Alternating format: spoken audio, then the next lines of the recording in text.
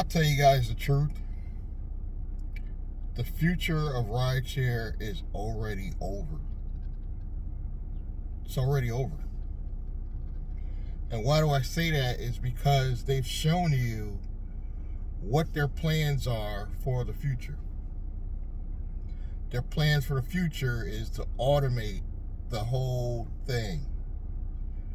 Google's already got their automated cars out there in Arizona, places like that. So the next 30 to 40 years, in their mind, this is going to be mainstream. They eliminated drivers. Are more people going to get killed? Probably. In the testing phase? Probably. Certain amount of deaths, people got to understand, are acceptable when they're building this technology. So it's bound to happen. It's not a good thing, but it's bound to happen. Eventually, everybody will adjust and will forget that drivers actually started it. Is there still money in transportation? I say yes. There's still a lot of money to be made in transportation, even with the possibility of them automating, big rigs in the future. I'm thinking 30, 40, maybe even 50 years. We're still going to need drivers to do most of our transportation for the private side. The private end. People are still going to prefer getting a private driver. Number one, having a private driver is actually safer than having an Uber driver. And the reason why is a real legal private driver, which you're going to see more of them in the future, near future, is already going to be licensed, already have all his information in a database in your state. Mine would be the state of Connecticut. So even if that driver decided to do something crazy, they'll have even more information on the driver than Uber and Lyft that try to act funny when law enforcement gets involved. If you notice, when law enforcement gets involved, they have to pry information out of Uber and Lyft. Uber and Lyft don't just say here. They protect their passengers more than the drivers. That's already been proven. It's already been proven. And I know this is a little bit off the subject, but a lot of people trying to duplicate what this lady Doe Dash, it's spelled Doe Dash. I think she spells it D-O-U-G-H and then the word dash. She has become like this YouTube phenomenon because she's raw and real, and she lowercases her titles and her YouTube thumbnails. And everybody's trying to duplicate what she's doing, and the truth is, I think we just got to be ourselves.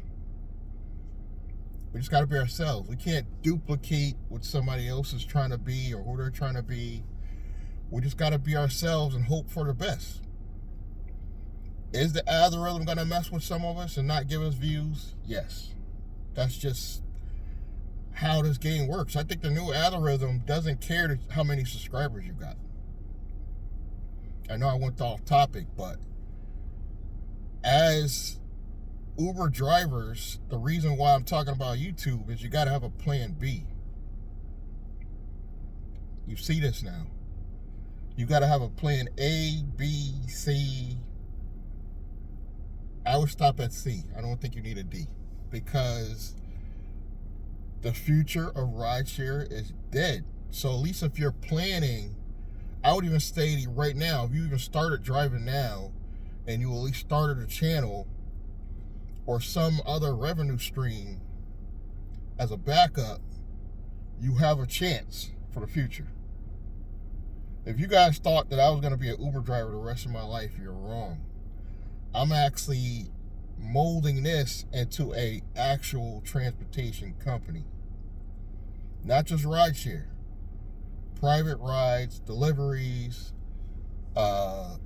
possibly medical deliveries, possibly medical transportation as well. I'm going for the big dollars because I already know there's no future in rideshare. Now, a lot of people might think, well, why do you still do it if it's so bad? And honestly, other than the pay, I actually enjoy it. I picked up a young kid just yesterday, and he asked me, do you like driving around and talking to people? I was like, you know what? It's funny because I'm an introvert, but somehow being an Uber driver not necessarily changed it because I'm still shy in public, but it changed my personality in a way I can't explain. And he was like, I'm an introvert too, and I'm thinking about starting a channel. I was like, you need to do it. You need to do it. I'm not even telling anybody out here to become an Uber driver. Any new drivers. Now, the current drivers, I want to see you make more money. You know, if not just going private, but have other avenues that you could create revenue, because there's no more future in rideshare. We know this now. It's over. Now, don't get me wrong. Like, even if you go private, you're probably still going to have to drive for Uber and Lyft for a while. Simply because how else are you going to get these passengers?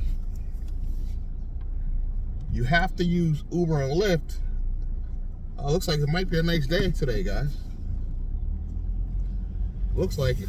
It's a little cold this morning, but it looks like it's going to be a nice day. You have to think about the future. I don't even know how else to put it. Like, I know it's the rideshare professor. He did put out information giving you guys, I forget how many ways, it was like 30 ways or whatever, to bring in more revenue. And I appreciated that because we need everybody on board with that, helping Uber drivers bring in another revenue source. Mike Drop, BBQ, he talks about using alternative apps and taking these cash rides, man. Taking these cash rides, maximizing them, and getting some real money. I'm already over it, guys. I'm already over the fact that rideshare, the future of rideshare is dead anyway. I mean, I'm thinking we may have another, if I were to guess, I would say we might have another 2 to 3, maybe 2 more years where you're going to still see veteran drivers. I'm talking veteran drivers between like 2014 and 2018. You're not going to see those anymore. It'll probably be 2019 and up. Veteran drivers are not stupid. A lot of them already quit. I'm seeing it on YouTube. I'm seeing some of them say it. Like, yeah, I'm done. But they're still, you know, obviously they still got to do the YouTube hustle. So they're still giving current drivers tips and strategies, which makes sense. Keep the channel going. They already got the numbers. I don't have the numbers yet. My channel's small, but I've made a few dollars doing affiliate marketing. So affiliate marketing has brought me in money for years. For years. None of my channels are even monetized yet. Affiliate marketing has brought me in money for years. I have done network marketing in the past. I no longer do it. I think I'm all set on network marketing. But affiliate marketing, every company has an affiliate marketing program. Chase Bank has affiliate marketing program. They're trying to get me to sign up so many people, and I think they'll pay me up to $500 or something like that. Not a lot of money, but it's something. They're willing to pay me up to $500 just to refer the bank. So this is where we're at. We got to find new ways to get this money. You know, I wish Lyft did what they were supposed to do from jump and become a different app. But all Lyft did is just piggyback on pretty much the same business model as Uber. Let's keep it real. It's pretty much the same business model. You know, I will say this. I like Lyft's features, free features that you don't have to do any bells and whistles for, a little bit better than Uber's. I like the area filter, and I think that's the problem why Uber is giving me such bad offers lately, is because I can't narrow it to a specific area. And by just lowering it to that area, I'm able to, during the busy times, maximize more money. So now I actually make more money on Lyft now than I did on Uber in the past, I would say, past month. Lyft has been paying me better. As my neighbor would say, Uber's been dropping the ball. You know? And it's actually, I didn't mention this, I'm not mechanically inclined, but because I'm tired of paying these mechanics all crazy types of money, I went on YouTube and figured out how to fix my own throttle body. Went and bought the part, bought a couple basic socket wrench set, put the part on myself. I was so proud of myself. I felt more like a man, that I didn't have to rely on paying somebody $500 for something that took 15 minutes to put in. Thank you, Uber. You forced me to learn a new skill. And it's funny, my neighbor's a mechanic. He could have put it in for me, but something was like, you know what? I'm gonna just do it myself. Why pay him $100 when I could just do it myself? I just got fed up, and I was like, you know what? I'm gonna start doing this stuff, the little things myself. I'm not gonna be changing my oil probably, because they got that synthetic blend. But I'm gonna start doing some things on my own, you know, that I could feel good about. Because I'm just tired of these mechanics like raping me on their rates. And it's really because, really think about it, Uber really teaches you how to become a real business.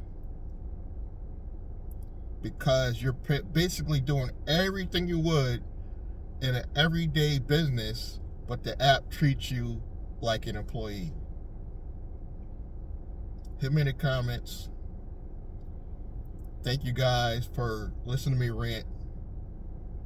Subscribe, like, comment, and I will see you guys in the next rant. Nice guy driver.